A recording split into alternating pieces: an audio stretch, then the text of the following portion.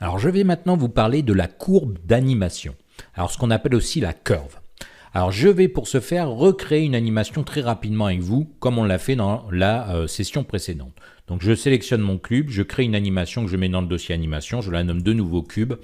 Et évidemment ici je prends mon outil d'enregistrement d'image clé, je vais dire qu'elle doit démarrer ici. Je vais à peu près ici à 30 la mettre de l'autre côté, voilà à peu près. Et évidemment je vais recopier mes images clés d'arrivée et je vais les mettre à 1 minute. Ce qui fait que maintenant, voilà, mon animation est faite, je sors ici de l'outil d'enregistrement. Et évidemment, vous avez pu voir que vous avez des petits boutons ici pour lancer l'animation, pour l'avoir en temps réel, ou tout simplement lancer votre scène, ce qui revient exactement au même, sauf que là, on lance la globalité du projet. Ici, on ne fait aller que l'animation. Alors, vous pouvez vous apercevoir que, en fait, alors, même si ce n'est pas visible, je pense que pour s'en apercevoir, on va modifier le sample, on va le passer à 10 par exemple, et on va pouvoir observer que quand j'arrive au bout, j'ai un genre de ralentissement. Regardez, ça ralentit, ça repart dans l'autre sens. Alors ça vient imiter un petit peu ce qu'on ferait en courant, je dirais de gauche à droite comme ça, et bien évidemment on ne peut pas forcément physiquement repartir dès qu'on touche le point d'arrivée, repartir dans l'autre sens à la même vitesse. Donc ça c'est peut-être un comportement que vous auriez voulu dans votre jeu. Imaginons que cet obstacle doit faire des allers-retours, mais pas ralentir comme ça quand il arrive au bout. Ben, on va jouer avec ce qu'on appelle les curves, la courbe d'animation. Alors comment on va trouver ça ? Au niveau de l'animation, vous pouvez voir qu'ici vous avez le dop sheet, qui est exactement ce que vous voyez ici, et vous avez la curve. Si vous cliquez sur curve, vous avez la représentation ici de la courbe. Donc si je dézoome, on va pouvoir observer que j'ai ici une courbe en fait, qui représente tout simplement mon animation. Regardez. Voilà. Donc j'ai ici plusieurs points. D'accord ? Alors ce que je vais faire, je vais le remettre à 60 pour qu'on voit un petit peu mieux. Vous voyez qu'ici, du coup, la courbe est plus rapide et elle se répète. C'est exactement la même chose. Hein. Mais vous pouvez voir qu'elle se répète à chaque fois, ici. Donc si je lance, regardez ce qui se passe. Vous pouvez voir que en fait, mon animation se joue comme ça. Alors, tout ça est dû au fait qu'ici, on a un genre de ralentissement progressif. En fait, ce qu'il faudrait, c'est que ce soit constant. Si dans un jeu vidéo, vous voulez qu'arriver au point d'arrivée, il repart dans l'autre sens à la même vitesse, ben on va devoir modifier un petit peu ici les points, les images clés de nouveau. Donc pour ça, qu'est-ce qu'on va faire ? Ben on va sélectionner tous les images clés. Ici, j'en ai 3. Pourquoi j'en ai 3 ? Parce que dans mon dop sheet, regardez, j'ai bien ici 3 images clés. 3 points clés. Et donc ici, ce qu'on va faire, c'est qu'on va dire plutôt qu'ici de faire un arrondi comme ça, on va prendre n'importe quel point qu'on a sélectionné, on va faire un clic droit. Et là, on a Delete Keys, Edit Keys. On peut en ajouter, on peut les modifier. On est en clamped auto automatiquement. Vous avez du Free Smooth, vous avez du Flat, du Broken, la tangente Left, la tangente Right, et là, toutes les tangentes. Et en fait, on va les passer en linéaire. Regardez au niveau du graphisme, maintenant, on est sur un vrai pic, un beau pic. Et si maintenant je lance, on peut observer que j'ai un mouvement comme ça qui est totalement à la même vitesse. Je n'ai plus cet arrondi, enfin cet effet de ralentissement à la fin.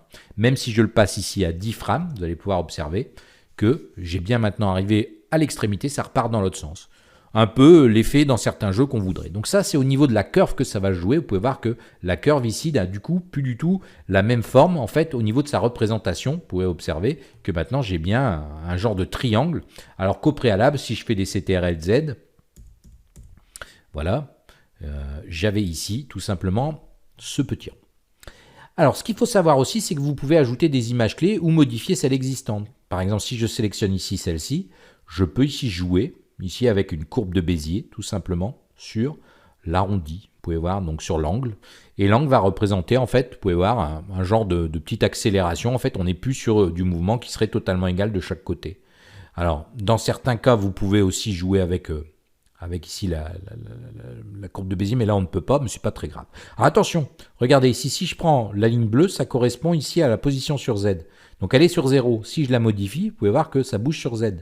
Et si je modifie celle sur Y, vous voyez, je la remonte, ça modifie aussi. Donc ça va venir modifier ici mon animation considérablement. Vous pouvez voir que ça monte du coup, c'est plus du tout la même animation. Alors pourquoi ?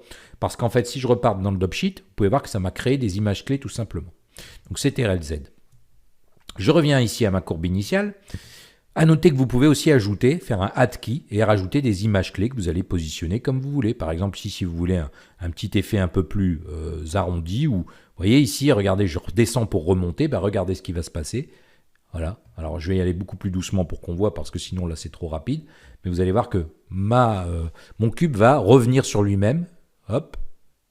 Il fait des trucs un petit peu bizarres, mais ça suit en fait exactement ce que je lui ai demandé de faire ici. Vous voyez voir que cette courbe, en fait...